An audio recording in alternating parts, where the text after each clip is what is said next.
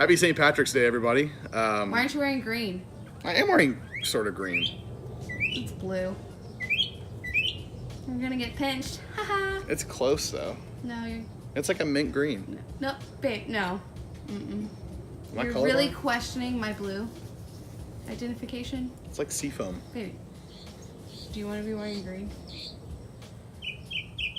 Maybe. Happy St. Patrick's Day, everybody. I'm here doing my Dry Irish Stout tasting. I kind of decided I wanted to do this a little bit late in the process, but you know what? Tomorrow is St. Patrick's Day, although it's going to be today if you're watching this video tomorrow, which is when I'm going to be posting it, so all irrelevant. So I'm going to be just going to go ahead and open it right now. Let's just open, let's just drink beer. Carbonated. Not too carbonated, too. I was a little concerned. I usually go for an ounce of corn sugar per gallon, so I did a 3-gallon batch, as you'll remember if you've seen the brew day video. If not, I'll link that in the description below. Oh, shit. Oh, yeah, that happens. Oh gosh.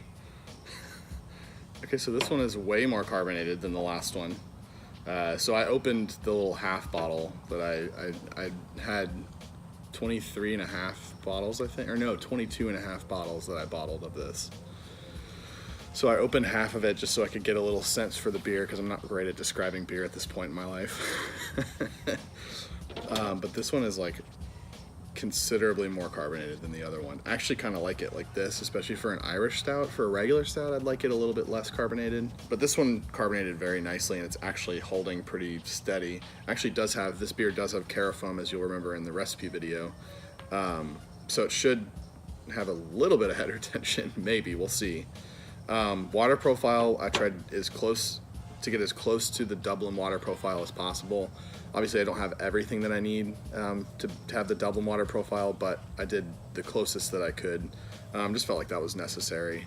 I used that West Yorkshire ale yeast. I had a little bit of a problem with fermentation whenever it first started. It took a couple days for it to kind of get going.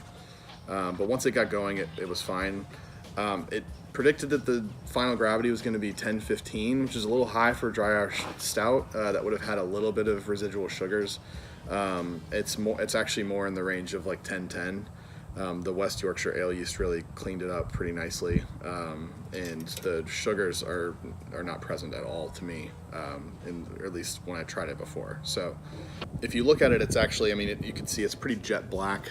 There is some brown to it. It's not like completely black. It's 37.1 SRM, 4.6% alcohol, right in that sweet spot. It's a little bit murky, obviously, because I use the flaked oats and flaked barley, but not so murky that it's, not to style. I think it still looks like a dry Irish stout. It's not like it looks like mud or anything like that. I threw a Whirlfloc tablet in, I think 10 minutes before the boil ended, and it seems to have really done the job, if I'm being honest.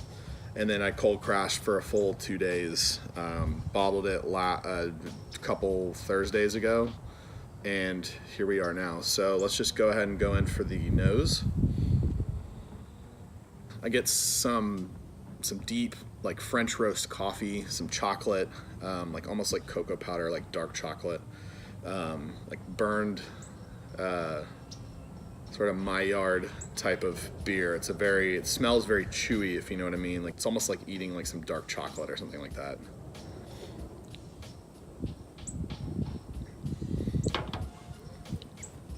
It's actually very nice. I sort of expected it to have a little bit of bitterness. It does have like maybe the slightest bit of bitterness to it, but it's really not, like, for having steeped the dark grains in for the full mash, it's really not as bitter as what you would think it might be. It doesn't have any carafa in it. It's just chocolate malt and black barley, English black barley.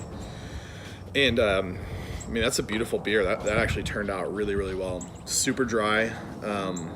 Letting the West Yorkshire ale yeast do its thing was definitely the right move. I posted on Reddit because I was so concerned about it not fermenting. And somebody was like, please just leave it. Don't do anything. So that's exactly what I did. Left it, and it fermented great. I'm still really impressed with the head retention. I mean, it's still there. This is not how the first bottle was that I opened. and it's actually, the bubbles have gotten a lot smaller since I opened it too. Just a kind of remarkably good beer, considering that it didn't start out as being an Irish stout. It started out as being a double or an imperial oatmeal stout. The fact that this actually turned out really well is pretty amazing to me. Obviously, you can't just take a recipe for an oatmeal stout for a 1 gallon and turn it into a 3 gallon without going and getting grains. So obviously, I had to do that. But considering that I altered a recipe that I had previously gotten grains for in the same bag into something else, and it's turned out great. It actually turned out better than the original beer. I gotta say that's I'm impressed with myself a little bit. I'm impressed with Beersmith. How about that? All right, well, I'm gonna go inside and enjoy this. Hope everybody has a safe and happy St. Patrick's Day, and I'll see you guys next time.